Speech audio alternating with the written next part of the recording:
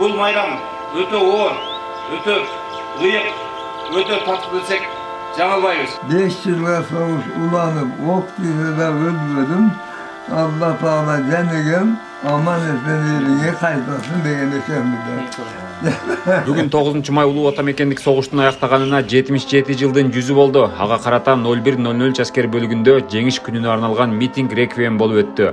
Улуу Ата Мекендик согушта душмандар Москвага жакындап калган учурда аларга катуу каршылык көрсөтүп, борборду коргоодо өз эрдиктерин көрсөткөн легендарлуу панфиловчу жоокерлерди эскерүү менен алардын эстелигине гүл чамбарлар коюлду.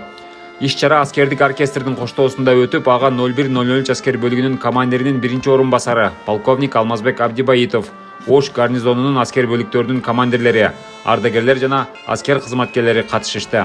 Ошондой эле жеңиш майрамынын алкагында Ош шаарындагы согуштун ардагери Касымбай Жолдошевди куттуктоо менен ардагерге жоокердик азык-түлүктөр тапшырылды.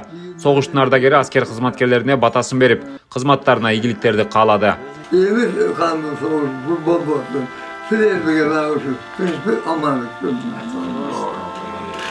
Андан сырткары түштүк батыш оперативдүү командачылыгына баш ийген аскер бөлүктөрдө да ушундай иш-чаралар уюштурулду.